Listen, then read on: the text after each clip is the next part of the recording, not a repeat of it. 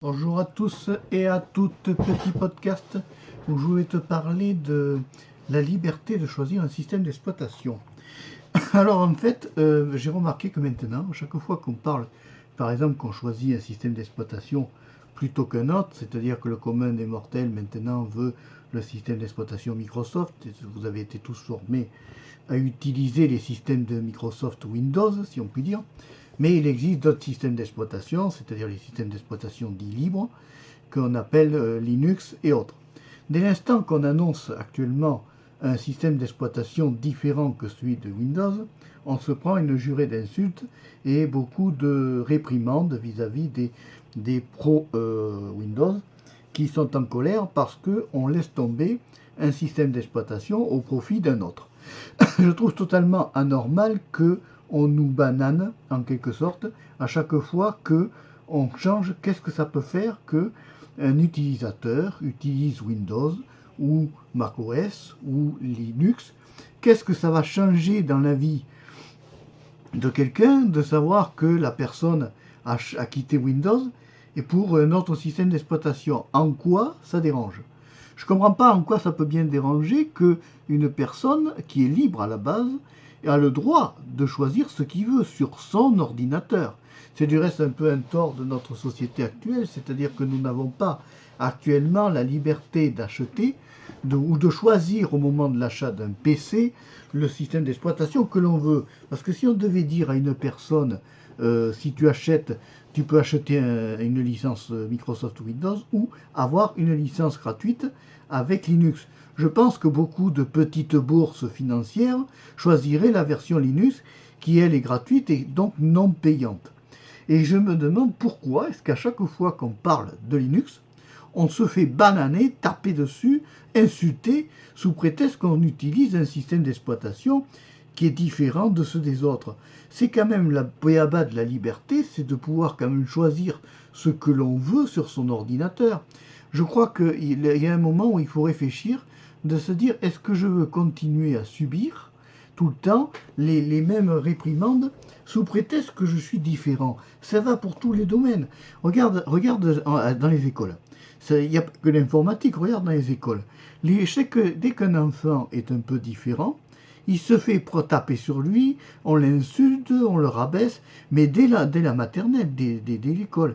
Alors, il est évident que quand ça commence dès l'enfance, on peut se poser des questions et se demander si qu'est-ce qui va se passer après dans le futur. Désolé, je tousse. Bon, le grand problème est là, c'est que nous avons droit actuellement à être quand même un petit espace de liberté dans nos ordinateurs. Je ne vois pas pourquoi les gens viendraient nous taper sur le dessus sous prétexte qu'on a choisi Linux.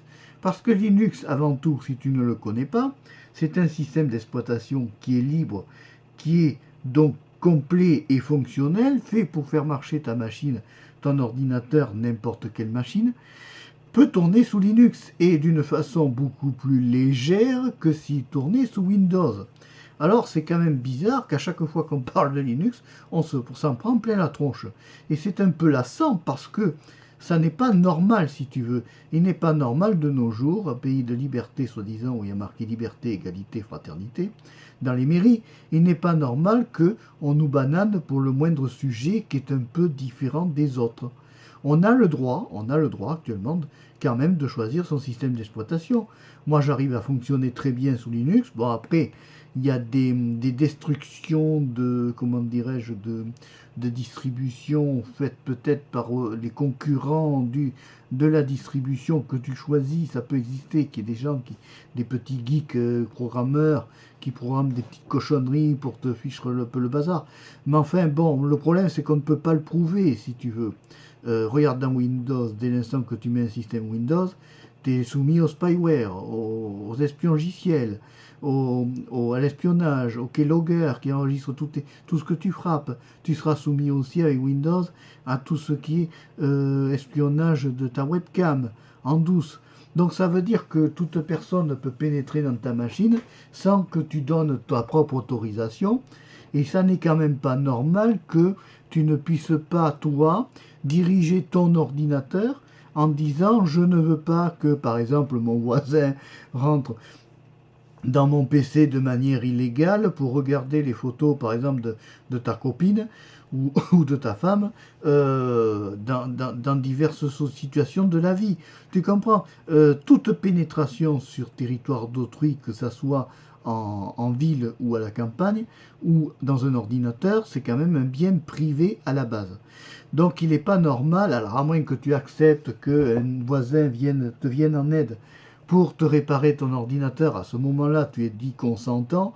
Donc à partir du moment que tu es consentant, tu as le droit il a le droit d'agir sur ta machine, soit de réinstaller un système d'exploitation Windows comme il était à l'origine, soit de te mettre un système libre, avec ton accord évidemment, et à ce moment-là, tu goûteras au libre et tu auras une autre vision, si tu veux, d'un système d'exploitation que tu ne peux pas connaître en étant avec des systèmes d'exploitation propriétaires. Voilà.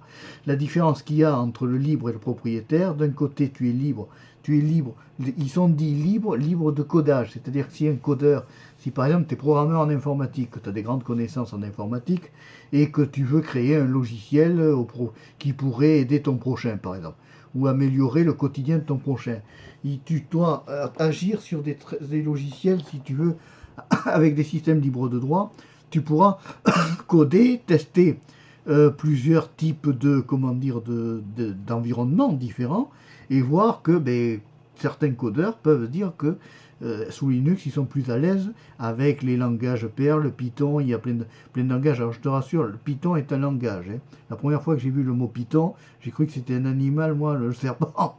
Et finalement, non, c'est un langage de programmation. Hein. Il y a Perl, il y a Python, il y a plein de langages de programmation, il y a les langages C++ aussi qui sont connus. Donc ce sont plein de langages connus qui sont utilisés par les programmeurs qui peuvent retrouver sous Linux. Évidemment, le problème de Windows, c'est que dès l'instant qu'on a un système d'exploitation Windows, eh bien, on se retrouve dans le monde des achats. C'est-à-dire qu'on te fournit un ordinateur avec un certain nombre de logiciels, mais si tu veux faire du traitement de texte, il faut acheter un traitement de texte, à part Microsoft Office par exemple.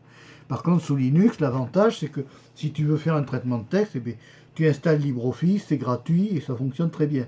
Donc si tu veux, avec LibreOffice, tu as l'équivalent de Word, Excel, PowerPoint, Access. Mais tu l'as en version libre. Donc tu n'as pas à payer annuellement une dette à au Microsoft, parce qu'actuellement, quand on prend un système chez Microsoft, par exemple Microsoft Office, pas sur les anciennes versions, mais sur les nouvelles, tu es obligé de payer un abonnement pour pouvoir que ton système soit à jour. Or, on a besoin qu'il soit à jour, parce que si le système n'est pas à jour, automatiquement, tu vas te retrouver avec des systèmes dits obsolètes qui ne pourront pas lire certaines choses, et ça peut être très embêtant. Donc c'est vrai que, alors c'est vrai que d'un côté, si tu veux, on a évolué parce que on a des systèmes d'exploitation, je vois sous Linux, avec des paquets toujours frais, c'est le principe des rolling release, c'est-à-dire qu'un système d'exploitation qui est sous Linux va avoir régulièrement des paquets. Alors les paquets, ce sont les paquets de logiciels. Hein. Des mises à jour constantes de logiciels, ça peut être tous les jours, tous les 2 jours, tous les jours. Quoi. Quasiment, tu as constamment des mises à jour. C'est-à-dire par derrière, tu as des développeurs qui travaillent et qui développent du système d'exploitation dans le but de faire évoluer le système Linux. Par contre, à côté de ça, si tu prends un système Microsoft, tu pourras avoir des mises à jour, mais ça sera peut-être 1 à 2 par an ou 3 par an. Si tu veux, ça sera vraiment exceptionnel parce qu'il leur faut plus de temps, il y a peut-être moins de codeurs aussi qui y travaillent. Donc si tu veux, ça dépend ce que tu veux faire toi avec ton ordinateur. Bon, moi j'ai choisi Linux, pourquoi? Parce que quand je fais du montage vidéo, je préfère utiliser Linux parce que je monte que sur des logiciels libres et gratuits. Quand je fais de la photo, j'utilise Pinta, qui est un logiciel de retouche gratuite, où il n'y a rien à payer dessus, si tu veux. Voilà, moi sur le plan économique, j'ai plus intérêt à travailler sous Linux que sous Windows. Financièrement parlant, je m'y retrouve plus facilement, puisque sous Linux, je ne paye pas, que sous Windows, on paye. Maintenant, après, il faut reconnaître que dans certains cas, tu es obligé de prendre un système Windows en parallèle parce que le MTP, c'est-à-dire ce qui fait que ton ordinateur reconnaît par exemple ton écran de ton téléphone portable. Bon, sur certaines versions de Linux, ça va fonctionner nickel. Sur d'autres, ils ont un peu de retard. Et bien, tu peux ne pas avoir le MTP. Donc, ça peut être un truc un peu problématique pour toi aussi. Donc, tout ça, ce sont des choses qui se calculent à l'avance, si tu veux. Et après, il faut que toi, tu évalues en te disant que ben, il y a des systèmes qui sont prévus pour travailler. Si l'ordinateur veut pas me faire l'idiot, voilà, alors ça tu vois, là t'as pas vu, non, tu peux pas le voir. Mais là j'ai eu un écran noir, je sais pas pourquoi tout d'un coup j'ai un écran noir, mais c'est pas grave. Il faut continuer quand même à tourner. Donc c'est pour ça qu'il y a eu un blanc préalablement, parce que j'ai eu un écran noir de l'ordinateur. Alors qu'est-ce que c'est qui fait ça? J'en sais rien. En fait, si tu connais les écrans noirs des ordinateurs comme ça subitement, on connaissait ça sous Windows. C'était l'écran bleu à l'époque, c'était les cartes graphiques qui faisaient les idiotes et qui nous posaient des problèmes. Alors tu vois maintenant, on a les mêmes problèmes dans les cartes graphiques. Alors le problème qui se passe actuellement dans les systèmes d'exploitation, c'est que celui qui crée, si tu veux, le système d'exploitation, c'est pas celui qui va faire le logiciel, le matériel. C'est-à-dire que tu as deux choses. Tu as celui qui va faire le système d'exploitation, tu as celui qui va construire l'ordinateur. Les ordinateurs sont composés de plusieurs composants et de plusieurs marques différentes. Ça veut dire que tu vas avoir droit à avoir des drivers et des pilotes différents. Alors c'est bien pour certains cas parce que dans certains assemblages avec certains systèmes d'exploitation libres, ça va être bien pris en compte. Et puis d'autres vont être plus en retard, si tu veux, dans l'âge du système d'exploitation, parce que là aussi on parle en âge. Hein. Alors il y en a un âge, ça veut dire que ça peut être des fois un mois. Parce qu'il se développe tous les jours sous Linux des systèmes d'exploitation, tout le temps. Hein. Il en sort quasiment tous les mois, si tu regardes bien. Et ça veut dire que s'ils sortent régulièrement des versions, ça veut dire qu'entre-temps, il y a eu des correctifs qui ont permis de corriger le système Linux et faire que les gens s'en sortent mieux avec le système d'exploitation qu'ils ont. Voilà. C'est ça qui est important à prendre en compte aussi. C'est qu'à un moment donné, il faut se réfléchir à se dire, est-ce qu'on veut un système d'exploitation qui sera peut-être un peu moins un jour, mais pas forcément plus stable, ou est-ce qu'on veut un système d'exploitation qui sera tout le temps à jour avec des paquets frais constants, mais avec un risque qu'au moment où ça pète, si on envoie un paquet, par exemple, on t'envoie un paquet qui n'est pas fini, si ça pète, eh bien ça pète, voilà. Mais tu as toujours la possibilité de réparer. Si tu es un super geek, tu peux réparer. Si tu n'es pas un super geek, après tu pleures, tu râles, mais c'est pas grave, tu es obligé de tout réinstaller. Mais des fois c'est important, si tu veux, de faire des réinstallations à neuf, parce que quand on fait des réinstallations à neuf, ça permet de effacer toutes les cochonneries que l'ordinateur a appris.